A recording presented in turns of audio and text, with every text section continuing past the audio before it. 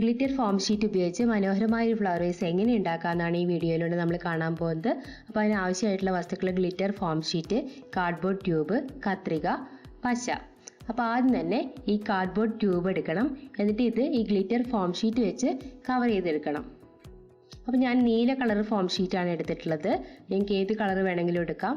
അപ്പോൾ നന്നായിട്ട് ഈ ഫെവിക്കോൾ തേച്ച് പിടിപ്പിച്ച ശേഷം നമുക്കിത് ഒട്ടിച്ചെടുക്കാം.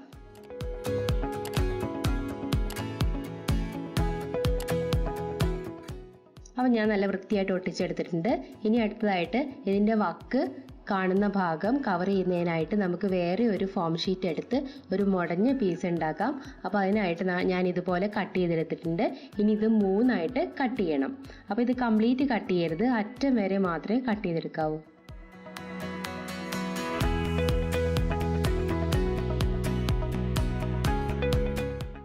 അപ്പോൾ ഞാനിത് 3 കട്ട് ചെയ്തെടുത്തിട്ടുണ്ട്. ഇനി നമുക്കിത് മുടിയൊക്കെ മെടയുന്ന പോലെ മെടഞ്ഞെടുക്കാം.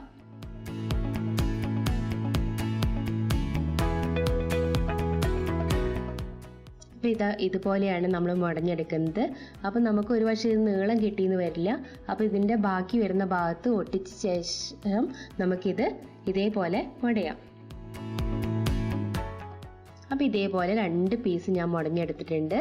അപ്പോൾ ഇതിൻ്റെ മേലെ ആദ്യം ഇതേപോലത്തെ ഒരു പച്ച ഷീറ്റ് ഒട്ടിച്ച ശേഷം വേണം നമുക്ക് ഈ മുടഞ്ഞത് ഒട്ടിക്കാനായിട്ട്. അപ്പോൾ ഇത് ഒട്ടിച്ചെടുത്തു. അതിനുശേഷം ഈ മുടഞ്ഞ ഷീറ്റും നമുക്ക് ഒട്ടിച്ചെടുക്കാം. അപ്പോൾ ഫെവിക്കോൾ വെച്ച് തന്നെയാണ് ഇത് ഒട്ടിക്കുന്നത്.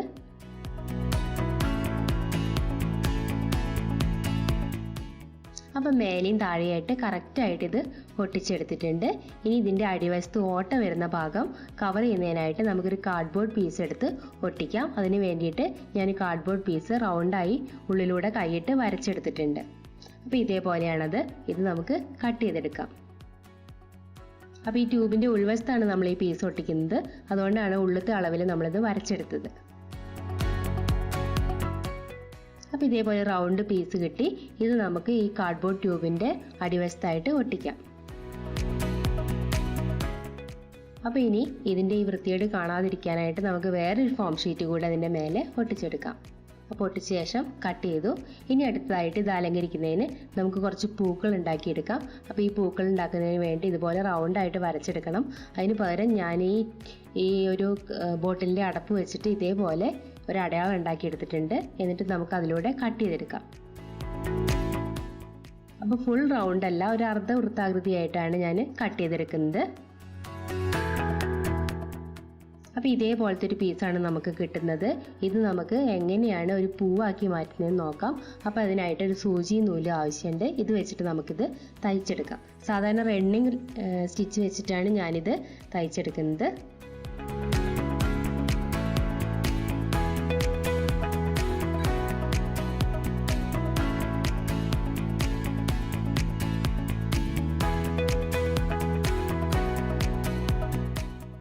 അപ്പോൾ ഇതേപോലെ നമ്മൾ തയ്ച്ച് കംപ്ലീറ്റ് ചെയ്തിട്ടുണ്ട്. ഇനി ഇത് വലിച്ച് കെട്ടി എടുക്കാം. അപ്പോൾ വളരെ സിമ്പിളായിട്ട് നമ്മൾ ഒരു പൂവ് ഉണ്ടാക്കിയിട്ടുണ്ട്. ഇതേപോലെ നമുക്ക് കുറേ പൂക്കൾ വേണം. അപ്പോൾ ഞാൻ ആദ്യം തന്നെ കുറേ പൂക്കൾ ഇവിടെ ഉണ്ടാക്കി വെച്ചിട്ടുണ്ട്. അപ്പോൾ കണ്ടോ, വളരെ മനോഹരമാണ്. അപ്പോൾ ഇതേപോലെയുള്ള ധാരാളം പൂക്കൾ ഉണ്ട്. അപ്പോൾ നമുക്ക് അടുത്തതായിട്ട് ഇനി ഒരു തണ്ട് നിർമ്മിക്കാം. അപ്പോൾ അതിന് വേണ്ടി ഞാൻ ഈ പച്ച കളർ ഫോം ഷീറ്റ് എടുത്തിട്ടുണ്ട്.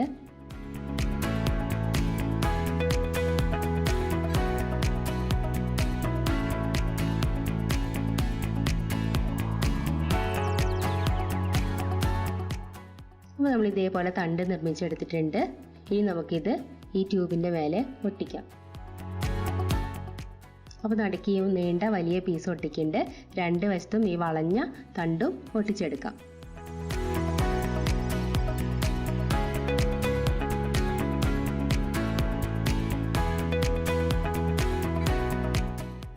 ഇനി നമുക്ക് അടുത്തതായിട്ട് പൂക്കളാണ് ഒട്ടിക്കുന്നത്.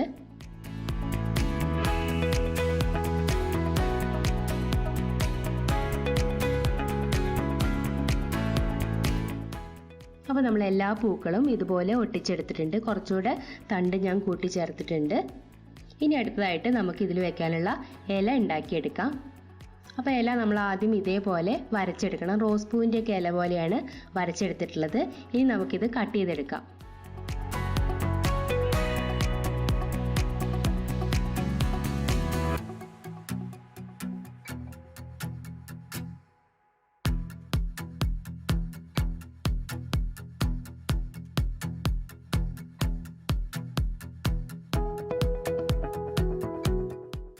അപ്പോൾ നമുക്ക് ഇതുപോലെ ഇല കിട്ടിയിട്ടുണ്ട്. ഇത് നമുക്ക് ഒട്ടിക്കാം.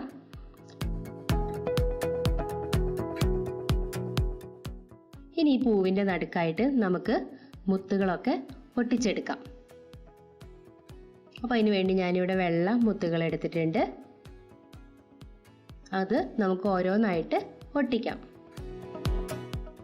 അപ്പോൾ നമ്മളിത് ഒട്ടിച്ച് കംപ്ലീറ്റ് ചെയ്തിട്ടുണ്ട്. അപ്പോൾ നമുക്ക് വളരെ മനോഹരമായിട്ടുള്ള ഒരു ഫ്ലവർ വേസ് കിട്ടി. നിങ്ങളെല്ലാവരും ഇത് ഇഷ്ടപ്പെടുമെന്ന് എനിക്കറിയാം. അപ്പോൾ എല്ലാവരും ഇത് ട്രൈ ചെയ്ത് നോക്കണം. അപ്പോൾ ഇതുപോലെയുള്ള നല്ല അടിപൊളി ക്രാഫ്റ്റുമായിട്ട് നമുക്ക് അടുത്ത തവണ കാണാം.